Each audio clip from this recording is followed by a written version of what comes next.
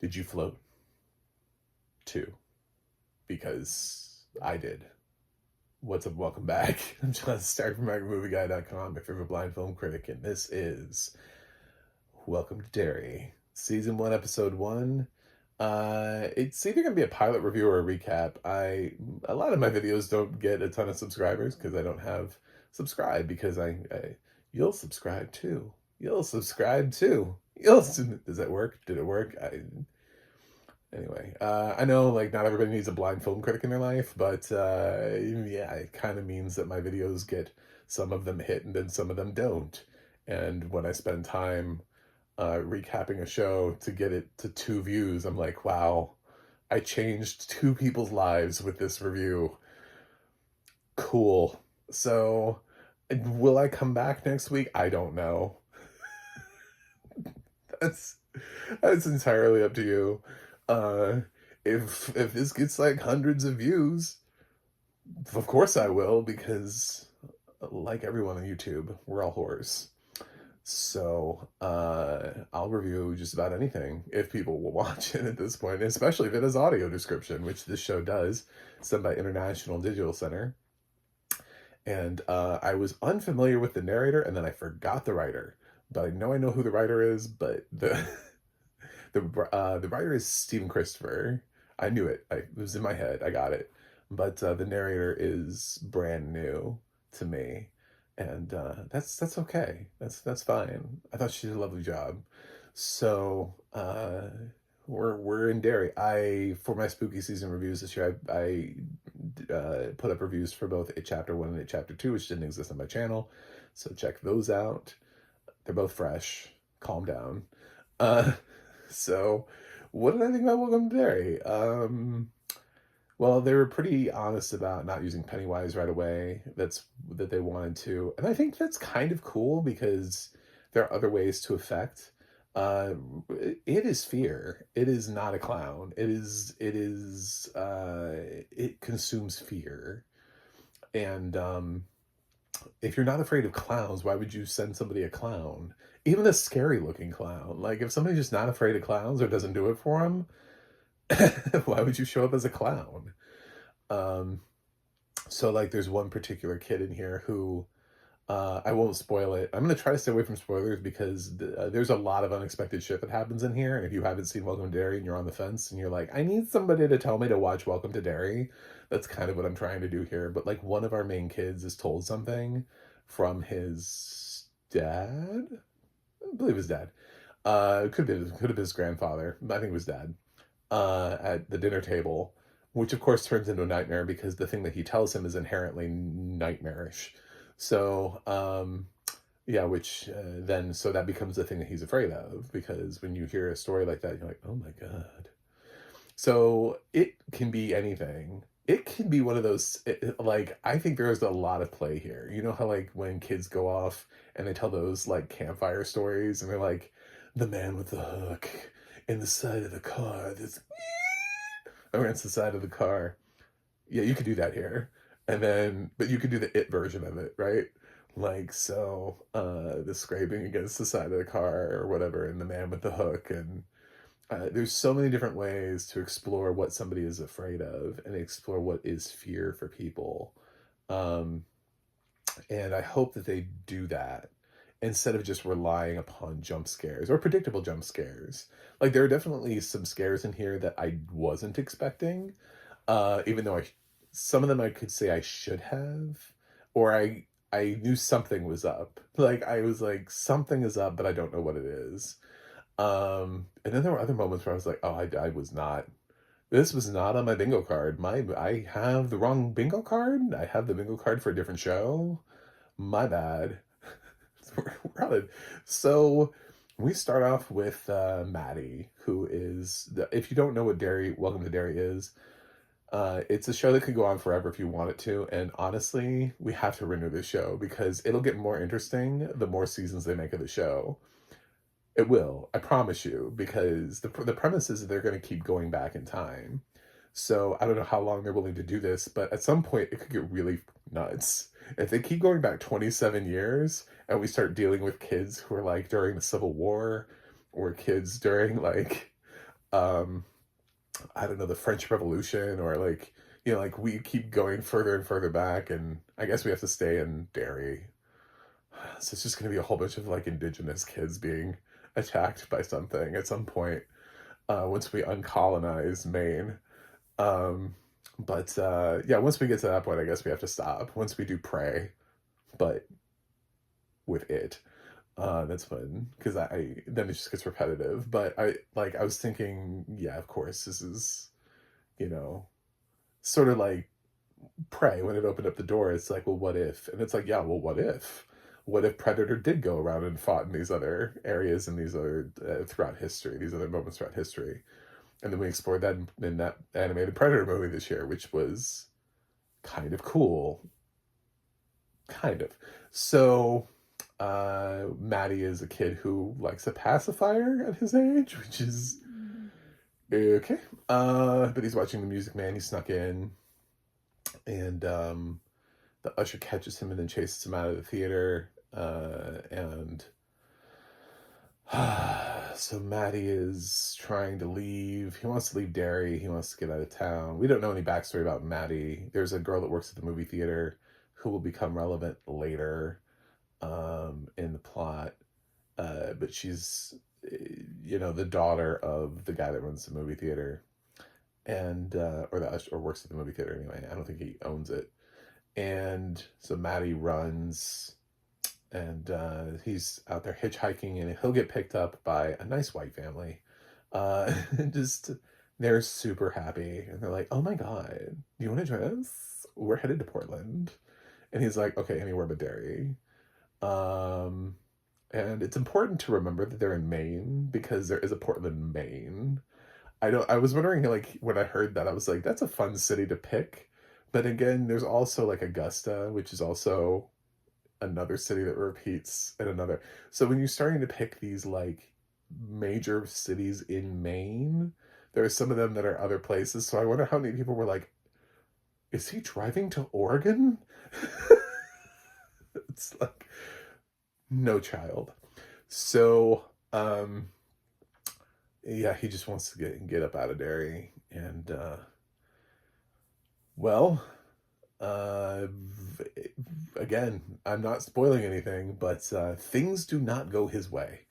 Things do not go his way, and it gets absolutely batshit crazy. And that is probably the most appropriate time to ever use the term batshit crazy, uh, ever. I don't think we've ever found, like, I feel like, you know how people, they get really like in touch with like one of the words, like we had a Smurfs movie, so people were like, well, that was smurfing terrible. I feel like people are gonna be like, well, that was batty, that's bad shit, that's, and you won't know why until you've seen it, and then you'll be like, oh, okay. So so Maddie, yeah, things he floats. Too. A lot of kids are gonna float. Apparently, I don't know. This is in the past, so kids have been floating for a long time. Remember, this is a prequel, so it's not. Our kids were the ones that defeated in the future. So everybody in the past is just getting 7 ways fucked by this thing. So then we meet the other kids that we start following, and they have sort of like, we learn their day-to-day lives, and we learn sort of who they are, and they sort of get these little hints. And they talk about Maddie, and Maddie didn't have any friends, probably because he chewed on a pacifier, but he didn't have any friends, and his Maddie's parents tried to coax kids to come to the birthday party by offering candy, and Maddie felt like that was a betrayal. I'm like, well, that's not paying them. They're like, well, we were paid to go there. And they're like, it wasn't in cash, it was in candy. It's like, it's a birthday party. You would eat cake there anyway. What are you talking about? Like, reminding kids that there's cake and pizza will get kids to go to a birthday party. Like, and candy? Like, at what point do you feel like this is a violation of your trust? Like, just put fun shit at birthday parties, you know? We like bounce houses and whatever. You think that's not bribery? People were like, well, what is I don't know, my Saturday's pretty booked, and it's like, we're gonna have a pony. Oh, well,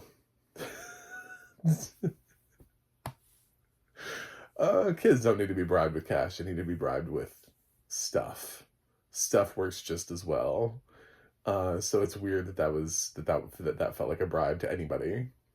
Um, but these kids are sort of ruminating, and it feels these kids feel very well written. They're very well cast. I liked them all. One of them is peering in on their neighbor, talking about because back in the day, bras used to be even pointier. So he's talking about these pointy shaped bras, and his like boobs are not that pointy, right? So he's trying to get a sneak peek at the neighbor, some older lady that's like changing, and he's like, come on. And he wants to see these whether or not to see that these things are, you know, whether or not there are actually boobs that are shaped like these cone bras. So doesn't happen for him, don't worry, in case you're uh, worried about there being nudity in this. I know there's some parent out there that's like, is there sex in this? Because if there's sex, my kids can't watch this. Graphic violence and killing kids, totally fine in this household. But my God, if I see boobs on the screen, I swear to Jesus, I will go full Karen. Full Karen. Like, so, yeah, some horrific shit is absolutely going to happen to the kids. The funny thing is, I think people are going to focus on the beginning and the ending, but the one kid who learns about his family's past, I think he has the most horrifying experience of the series. I think thus far. I looked at his thing, I was like, oh my God. Plus, it was really it was the audio description on it was like, oh shit, oh my God, well, that's horrifying. So it's one of those things that you think up and you're like, well, what if we did this? And you look at the person, you go, are you okay? Do you need therapy? Like, the dialogue was just this, but you took it to like a whole new level. Like, you heard that, you thought that? Are you okay? Tom, Tom, uh, we're gonna Baker Act you just to be safe. So, um, yeah, that was deeply troubling, and would have been the moment as for me. I would have been like, I don't know if I can do this show. Um, but we learned there are a couple. There's a girl that has a past, and I felt like her past was definitely going to come into play because she has this thing that happened with her dad. You'll experience the story. They don't show it, but I feel like they're going to. There's no way the show doesn't show it.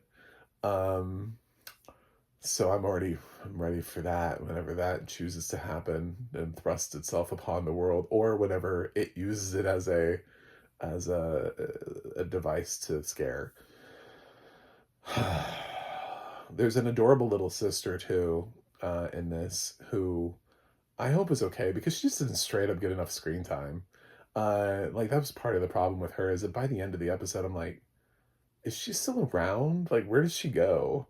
I kind of wanted more from her, just like as a human, as a creature, because even if you're gonna do the adorable little brother at the beginning of it, he had more screen time. That kid, Jackson Robert Scott, had a decent amount of. This girl is like, she has like two scenes where she has a couple of lines, and I was like, oh, she's cute. They're probably gonna kill her, but maybe, hopefully not right now, so we can learn a little bit more about her. Which is, because it was effective because we learned more about the little brother at the beginning of it. So she just didn't have enough screen time for anything to have happened to her, but it ends on sort of a cliffhanger. Like, I don't want to tell you what happens, but it ends on sort of like a what did we just what was that? What the oh my God. So yeah, they're gonna go see a movie at the end of the episode. They're gonna go because because last thing Maddie saw was Music Man, so they're going to use a lot of like Trouble, Trouble in River City. Oh, you got Trouble. And that's the thing. And so they're going to go there and play it because they are trying to save Maddie. They think Maddie's like other kids, still savable somewhere. And you just have to find him. What's interesting is one of the kids is really into aliens, which I feel like is great foreshadowing for the series because he's sort of writing something that's very much like what sounds like how it got here. And then we have this whole subplot, which is, I don't know how they're going to work it in, but I've always wanted to see adults interact with, not adults who were kids affected by it, who then grew up to later be affected by it, but just like a straight up adult be like, what the fuck is going on with this clown? So we do have a adult lead who is this black, I'm gonna not remember his rank, but it's pretty high because that's one of the things that they use.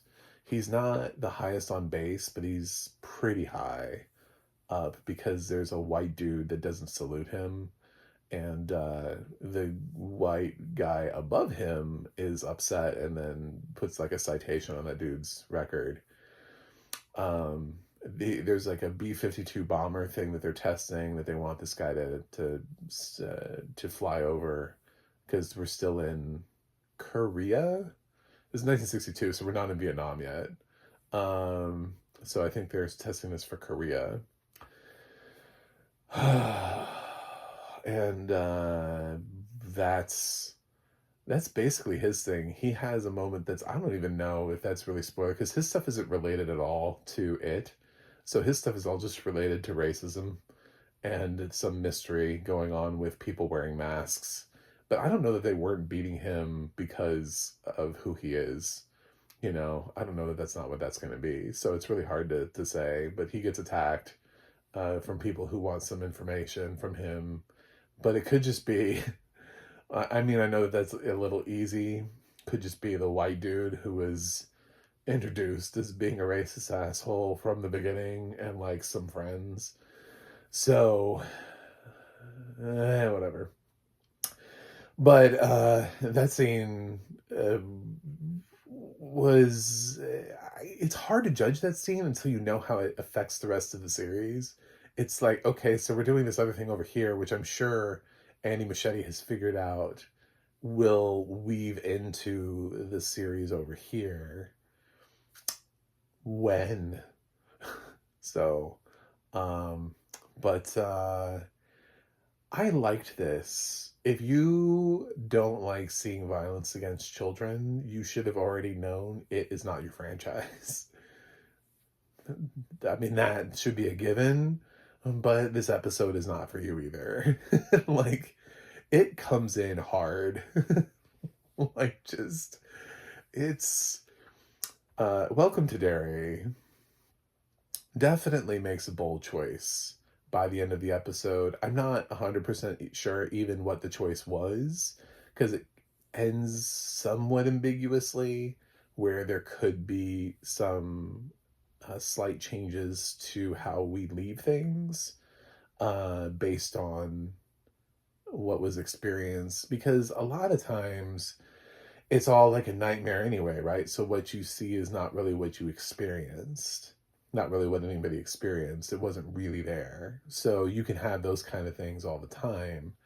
And so I'm interested to see how they open the next episode, to see how they finished episode 1, because I think it's left with a little bit of you could make some changes, and some people will interpret this as being straight up what at face value, like, well, I feel like they gave us everything, and it's like, I don't know that they do, because it's all about perspective, and when you're watching one person's perspective and they're a kid, it can be what they're afraid of. So it doesn't always have to be 100% real. It could just be fear. So leading to something else. Anyway, yeah, I'm I don't really have a score for this yet because I'm gonna wait until I see more episodes for tomato meter purposes, but I'm in the eights right now. I kind of I wouldn't grade this show until I knew how they were gonna work the military plot in, because it feels like it's a completely different series that has nothing to do with this one right now. Like, it's unconnected, like, entirely. Like, in the first episode, they don't even mix. Like, they're like, the two things feel like wildly different series. So I have to know how those two things blend before I can really make an opinion on it. And then also, just what are we doing after this after this episode's finish? What happens next? Because it's such a flex, but it I don't want to spoil it. Just check it out. If you were interested in the show and you were like on the fence and you're like, I don't see how they could do a Welcome to Derry show, I think this is definitely worth the it's intriguing. Could this absolutely go off the rails and fail by the end of the season? Sure. But the pilot is strong. It's a strong pilot that is exactly what it needs to do. And it has some shit that you probably won't be expecting being thrown at you. So good luck with that. And you'll have the moments, right, where you'll feel something, and it was pretty easy for Andy Machete, and he's leaning into the, like, well, okay, so people are gonna think this. But it's the how he does it, how he pulls it off, that I think will shock some people. The when you realize he's not using Pennywise, so how is he shaking you to your core in brand new ways? So I think that's what makes Welcome to Derry interesting. I think it's a strong choice and a good creative one to not use Pennywise, and to save him for later. So that's it. Thanks for watching. Thanks for subscribing. And I'll see you guys on the other side.